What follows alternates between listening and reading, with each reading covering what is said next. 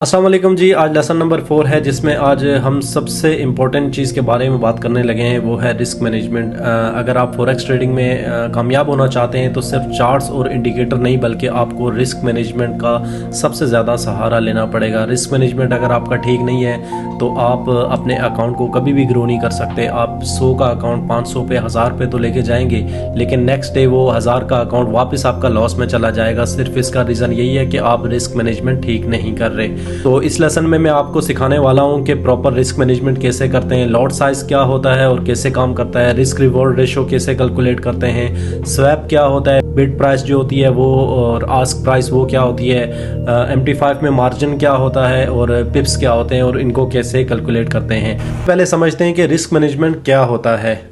अब risk management का मतलब है अपने कैपिटल को प्रोटेक्ट करना, ताकि अगर आप ट्रेड गलत भी कर लें तो उसको आपका अकाउंट वॉश ना हो जाए, आपका अकाउंट सेफ रहे। तो रिस्क मैनेजमेंट अगर आपने प्रॉपर किया तो आपका अकाउंट कभी भी लॉस में नहीं जाएगा, मतलब कि माइनसेस तो आएंगे लेकिन आपका अकाउंट कभी भी वाइप आउट नहीं होगा। तो इसका सबसे गोल्डन जो रूल है वो ये है कि कभी भी एक ट्रेड में आप अपने अकाउंट का 1 से 2% इससे ज़्यादा रिस्क मत लें। अगर आपका अकाउंट $1000 का है तो समझ लें इसमें आपका रिस्क मैनेजमेंट तकरीबन 1% इसका आप लगा लें $10, और $10 से $20 1 से 2% बनता है। तो अगर आपके पास $1000 का अकाउंट है तो आपका रिस्क उस पर होगा सिर्फ $10 to $20। अगर आपका लॉस होगा तो $10 to $20 जाएगा, और अगर प्रॉफिट होगा तो वो आपके रिस्क टू रिवॉर्ड रेशो के साथ साथ इंक्रीज होगा। अब इसमें सबसे इंपॉर्टेंट पॉइंट्स क्या हैं जिनका आपने हमेशा ख्याल रखना है, वो ये है कि सबसे पहले आपने स्टॉप लॉस लगाना शुरू कर दें। अगर आप ट्रेड्स में स्टॉप लॉस नहीं लगा रहे तो आपका अकाउंट कभी भी ग्रो नहीं करेगा। उसके बाद सेकंड नंबर पर है लॉट साइज। अपने लॉट साइज को जो है वो लाजमी कैलकुलेट करें कि आप प्रॉपर लॉट साइज यूज़ कर रहे हैं या नहीं। तीसरी चीज़ है रिस्क टू रिवॉर्ड रेशो। अपना risk to reward ratio proper रखें। तो चौथी चीज़ आती है इमोशन कंट्रोल। अगर आपकी ट्रेड माइनस में जा रही है या माइनस में चली गई है तो आपने उसका स्टॉप लॉस मूव नहीं करना, किसी भी सूरत आपने स्टॉप लॉस उसका कभी भी मूव नहीं करना। अगर आप स्टॉप लॉस मूव कर रहे हैं तो इसका मतलब आप अपने रिस्क के साथ खेल रहे हैं।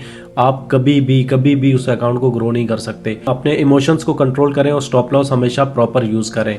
अब उसके बाद नेक्स्ट पे आते हैं। नेक्स्ट हमारे पास है कि आप पिप्स क्या होती हैं और इसको कैसे कैलकुलेट करते हैं। पिप का मतलब होता है percentage of point. Forex market में मूवमेंट जो होती है, प्राइस की मूवमेंट, इसका यूनिट कहलाता है पिप। फॉर एग्जाम्पल अगर यूरो USD 1.1000 से 1.1001 पे जाता है तो वो एक पिप कहलाता है। इसके बाद अगर गोल्ड की बात करें तो गोल्ड पे 1 पिप होता है 0.01। अगर गोल्ड 1925.50 पे है और 1925.60 पे जाता है तो ये आपके पास 10 पिप्स कैलकुलेट होंगे। अब लॉट साइज क्या होता है, अब बात करते हैं कि लॉट साइज क्या होता है। लॉट साइज का मतलब ये है कि कितनी क्वांटिटी आप करेंसी बाय कर रहे हैं या सेल कर रहे हैं। फॉरेक्स में लॉट टाइप्स होती हैं। स्टैंडर्ड लॉट जो होती है वो 1 लाख यूनिट्स होती है। मिनी लॉट जो होती है वो 10,000 यूनिट्स होती है। माइक्रो लॉट जो होती है 1000 यूनिट होती है। मतलब कि अगर आप एक स्टैंडर्ड लॉट ट्रेड कर रहे हैं तो आप 1 लाख यूनिट की करेंसी बाय या सेल कर रहे हैं। अब लॉट साइज यूज कैसे करते हैं। लॉट साइज डायरेक्टली आपके अकाउंट को प्रॉफिट या लॉस पे अफेक्ट करता है। सिंपल रूल है, बड़ा लॉट साइज है तो बड़ा प्रॉफिट होगा लेकिन आपके पास बड़ा लॉस भी आएगा। इसीलिए लॉट साइज हमेशा आपके अकाउंट का साइज और रिस्क के हिसाब से ही रखना चाहिए।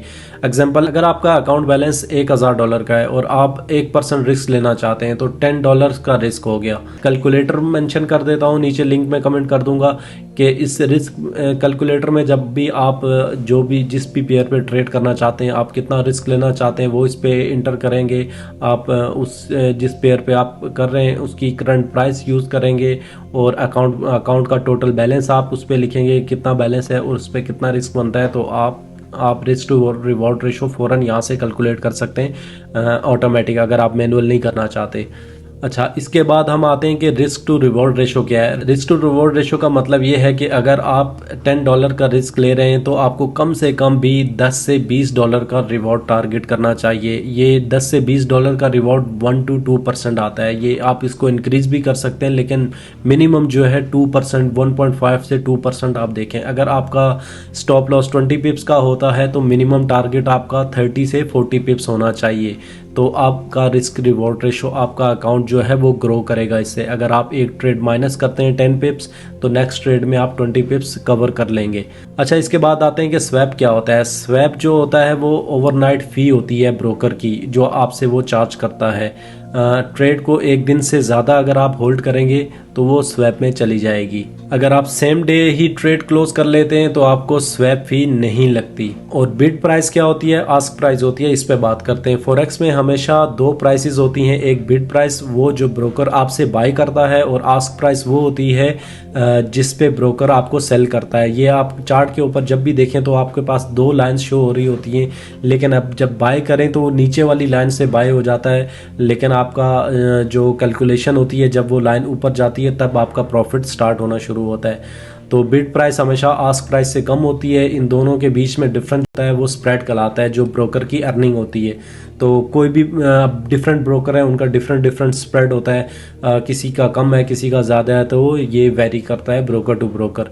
इसके बाद मार्जिन पे आते हैं कि मार्जिन क्या होता है। MT5 में मार्जिन वो डिपॉजिट है जो ब्रोकर आपसे होल्ड करता है ताकि आप लेवरेज यूज़ करके ट्रेड ओपन कर सको। तो फ्री मार्जिन ये वो बैलेंस होता है जो अभी भी आपके पास अवेलेबल होता है ट्रेड ओपन करने के लिए। लेकिन अगर आपका फ्री मार्जिन जो है वो माइनस में चला जाए, 100 से कम हो जाए, और रेड कलर में आपके पास शो हो रहा हो MT5 में कि आपका मार्जिन कम हो गया है, तो आपकी जो है आपको मार्जिन कॉल आ सकती है, आपको ब्रोकर की तरफ से ईमेल आ जाएगी कि आपकी ट्रेड्स जल्द क्लोज होने वाली हैं। तो इसका मतलब ये है कि वो आपकी ट्रेड्स अर्ली क्लोज होना शुरू हो जाती हैं। कोई ब्रोकर 50% पे करता है, लेकिन ज़्यादातर ब्रोकर 100 से आपका मार्जिन नीचे आना शुरू होता है, तो आपको ब्रोकर की कॉल आ जाती है, मार्जिन कॉल आ जाती है। तो आज का लेसन यहीं तक था। मुझे उम्मीद है कि आपको रिस्क मैनेजमेंट, लॉट साइज, पिप्स और बाकी सब कॉन्सेप्ट क्लियर हो गए होंगे। अगर एक छोटी सी रिक्वेस्ट है कि नोट्स ज़रूर बना लेना, जो भी फार्मूला और एग्जांपल बताई हैं उनको खुद से प्रैक्टिस करो। और अगर कोई क्वेश्चन है तो मुझे नीचे कमेंट्स में आप पूछ सकते हैं, मैं हर कमेंट पर रिप्लाई कर लूँगा, या फिर आप मुझे व्हाट्सएप पर कॉन्टैक्ट कर सकते हैं। अगली जो क्लास होगी उसमें मैं आपको ज़्यादा प्रैक्टिकल एग्जाम्पल्स और एडवांस स्ट्रेटजीज़ के बारे में बताऊँगा और उनकी प्रैक्टिस आपको करवाऊँगा।